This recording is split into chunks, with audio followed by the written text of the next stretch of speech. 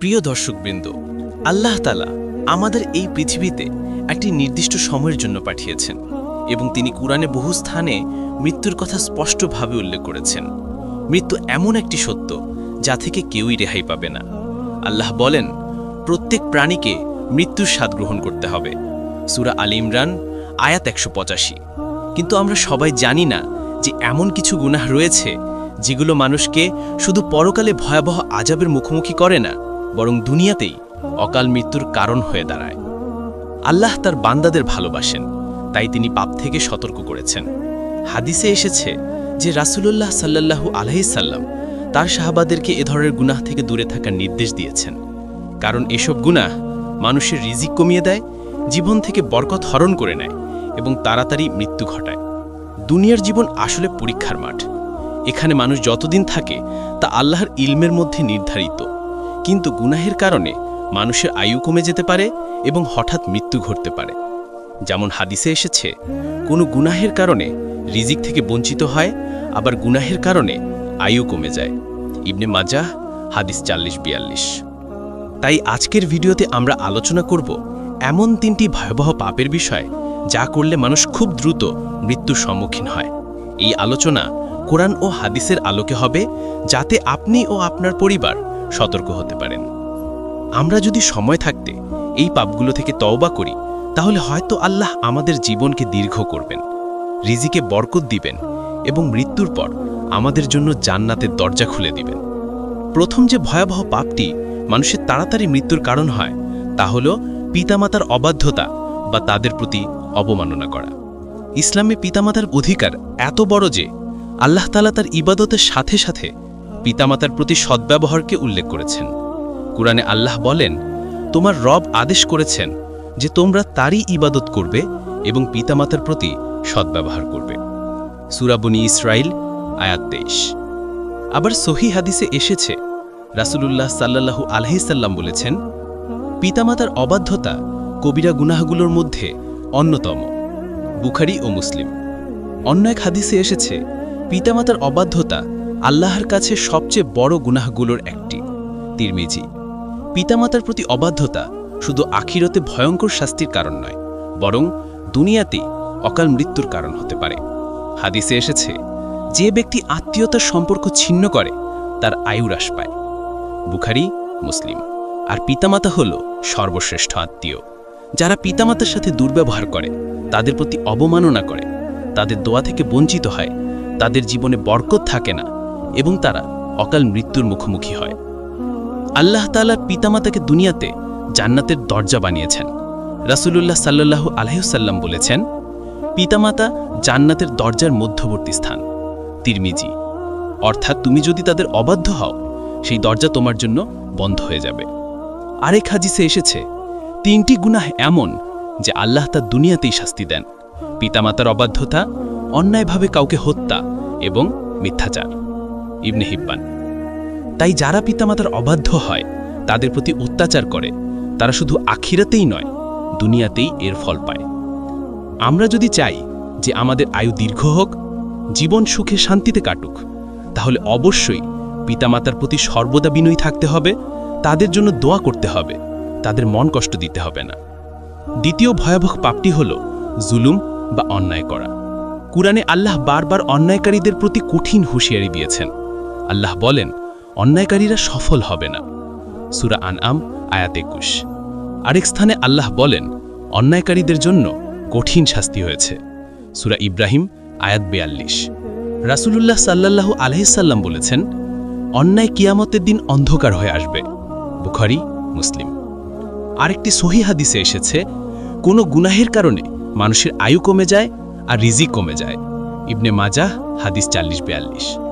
জুলুম শুধু আখিরাতে নয়, দুনিয়াতেও মারাত্মক পরিণতির কারণ হয়। যিনি অন্যের হক নেন, দুর্বলদের উপর অত্যাচার করেন, মিথ্যা মামলা করেন বা কাউকে অন্যায়ভাবে কষ্ট দেন, তিনি যদি তওবা না করেন, তাহলে আল্লাহর গজব তার উপর নাজিল হয়। ইতিহাসে আমরা দেখি কত বড় বড় জালিমদের অকাল মৃত্যু হয়েছে। কোরআনে ফিরাউনের উদাহরণ দেওয়া হয়েছে, যিনি নিজেকে বড় প্রভু দাবি করেছিল, কিন্তু আল্লাহ তাকে সমুদ্রে ডুবিয়ে দিলেন। রাসূলুল্লাহ সাল্লাল্লাহু আলাইহি সাল্লাম বলেছেন, মাজলুমের দোয়া আল্লাহ প্রত্যাখ্যান করেন না, তা মুমিন হোক বা কাফির। অর্থাৎ তুমি যদি কারো উপর অন্যায় করো, সেই যদি তোমার বিরুদ্ধে দোয়া করে, সেই দোয়া সরাসরি আরশে পৌঁছে যায়। তখন আল্লাহর গজব নেমে আসে এবং মানুষের জীবন থেকে বরকত উঠে যায়, হঠাৎ মৃত্যু ঘটে যায়। তাই মুসলিম হিসেবে আমাদের উচিত অন্যায় ও জুলুম থেকে সম্পূর্ণভাবে দূরে থাকা। আমরা যদি দুনিয়াতে শান্তিতে থাকতে চাই এবং দীর্ঘ জীবন পেতে চাই, তাহলে অবশ্যই কখনো কাউকে কষ্ট দেওয়া যাবে না, অন্যের হক নষ্ট করা যাবে না। বরং যার উপর জুলুম করেছি তার কাছে ক্ষমা চাইতে হবে এবং তার হক ফিরিয়ে দিতে হবে। রাসূলুল্লাহ সাল্লাল্লাহু আলাইহি সাল্লাম বলেছেন, যে ব্যক্তি অন্যের হক নষ্ট করেছে তার উচিত কিয়ামতের আগে তা আদায় করে নেওয়া। বুখারী। তৃতীয় ভয়াবহ পাপটি হলো সুদ বাড়ি বা খাওয়া। সুদ ইসলামের দৃষ্টিতে এত বড় গুনাহ যে কোরআন ও হাদিসে এর বিরুদ্ধে সবচেয়ে কঠোর ভাষা ব্যবহার করা হয়েছে। আল্লাহ তাআলা বলেন, যারা সুদ খায় তারা কিয়ামতের দিন দাঁড়াবে না, তাদের অবস্থা হবে সেই ব্যক্তির মতো যাকে শয়তান পাগল বানিয়ে ফেলেছে। সূরা বাকারা আয়াত 275। এরপর আল্লাহ ঘোষণা করেছেন, তোমরা যদি সুদ ছেড়ে না দাও তবে আল্লাহ ও তার রাসূলের সাথে যুদ্ধের জন্য প্রস্তুত হও। সূরা বাকারা আয়াত 279। দুনিয়াতে আল্লাহ ও রাসূলের সাথে যুদ্ধ করার মানে হলো জীবন থেকে বরকত উঠে যাওয়া, হঠাৎ মৃত্যু, ভয়ঙ্কর বিপদে পতিত হওয়া। রাসূলুল্লাহ সাল্লাল্লাহু আলাইহি ওয়াসাল্লাম সুদের ব্যাপারে বলেছেন, সুদ খাওয়ার ৭০টি গুনাহের মধ্যে একটি, যার সবচেয়ে ছোটটি হলো নিজের মায়ের সাথে ব্যভিচার করার মতো। ইবনে মাজাহ হাদিস 2274। আবার সহিহ হাদিসে এসেছে, সুদভোজী, সুদদাতা, সুদ লিখিয়ে নেওয়া এবং সুদের সাক্ষী সবাই সমান গুনাহের অংশীদার। মুসলিম। ইসলামে এত কড়া ভাষা অন্য কোনো অর্থনৈতিক লেনদেনের ক্ষেত্রে ব্যবহার হয়নি। সুদ শুধু আখিরাতের শাস্তিই আনে না, বরং দুনিয়াতেই অকাল মৃত্যু ঘটায়। কারণ সুদের টাকা দেখতে অনেক হলেও আসলে সেটা আল্লাহর গাজব বহন করে। আল্লাহ বলেন, আল্লাহ সুদকে ধ্বংস করেন এবং দানকে বৃদ্ধি করেন। সূরা বাকারা আয়াত 276। অর্থাৎ সুদের টাকা বরকতহীন, সেই টাকায় সুখ পাওয়া যায় না, আর বরকতহীন জীবনে হঠাৎ বিপদ আসে, অকাল মৃত্যু ঘটে যায়। হাদিসে এসেছে, যে ব্যক্তি হারাম উপার্জন করে তার দোয়া কবুল হয় না, তার শরীরে আগুন ছাড়া আর কিছু প্রবেশ করে না। মুসনাদ আহমদ। তাই যারা ব্যাংক সুদ, মহাজনী ঋণ বা বিভিন্ন উপায় রিবার সাথে জড়িয়ে পড়ে, তারা নিজেদের ধ্বংস ডেকে আনে। আল্লাহ দুনিয়াতেই এর শাস্তি দেন। অকাল মৃত্যু, রিজিকের অভাব, পরিবারে অশান্তি, জীবনে অস্থিরতা। ইতিহাসে আমরা দেখি যে সমাজগুলো সুদের উপর দাঁড়িয়েছে তারা কখনো স্থায়ী শান্তি পায়নি। তাই মুসলিম হিসেবে আমাদের জন্য একমাত্র পথ হলো সুদকে সম্পূর্ণভাবে বর্জন করা, হালাল উপার্জনে সন্তুষ্ট থাকা এবং সৎ পথে জীবিকা অর্জন করা। রাসূলুল্লাহ সাল্লাল্লাহু আলাইহি ওয়াসাল্লাম বলেছেন, হালাল রিজিক অর্জন করা প্রত্যেক মুসলমানের উপর ফরজ। বাইহাকি।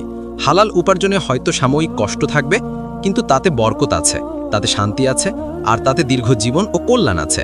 তাই আমাদের অবশ্যই সুদের মতো ভয়াবহ পাপ থেকে দূরে থাকতে হবে, কারণ এটি শুধু আখিরাতেরই নয়, বরং দুনিয়াতেই মানুষের মৃত্যু ত্বরান্বিত করে দেয়। প্রিয় দর্শক, আল্লাহ তাআলা আমাদের জীবনকে একটি পরীক্ষার মাঠ বানিয়েছেন। তিনি কাউকে দীর্ঘায়ু দেন, কাউকে অল্প বয়সেই তুলে নেন। কিন্তু কোরআন ও হাদিস আমাদেরকে সতর্ক করেছে যে কিছু পাপ এমন রয়েছে যা মানুষের জীবনকে সংক্ষিপ্ত করে দেয়। আজকের আলোচনায় আমরা দেখলাম 3টি বড় পাপ: পিতামাতার অবাধ্যতা, জুলুম করা এবং সুদ খাওয়া। এসব গুনাহ মানুষের দুনিয়ার জীবন থেকেই শাস্তি টেনে আনে। আমরা সবাই চাই দীর্ঘ জীবন, সুস্থতা, বরকত এবং আখিরাতের মুক্তি, আর এর জন্য আমাদের অবশ্যই এসব গুনাহ থেকে দূরে থাকতে হবে এবং তওবা করতে হবে। রাসূলুল্লাহ সাল্লাল্লাহু আলাইহি ওয়াসাল্লাম বলেছেন, যে ব্যক্তি তওবা করে সে এমন যেন কখনো গুনাহই করেনি। ইবনে মাজাহ। তারে আসুন আমরা সবাই আন্তরিকভাবে আল্লাহর কাছে তওবা করি, পিতামাতার হক আদায় করি, মানুষের উপর অন্যায় না করি এবং সুদকে সম্পূর্ণরূপে বর্জন করি। মৃত্যুকে আমরা এড়িয়ে যেতে পারবো না, কিন্তু অন্ততপক্ষে আমরা যেন পাপের কারণে অকাল মৃত্যুর শিকার না হই। আল্লাহ তাআলা আমাদের সবাইকে হেফাজত করুন, দীর্ঘ জীবন দান করুন, রিজিকে বরকত দিন এবং মৃত্যুর সময় ঈমানের সাথে কবুল করুন। আমিন।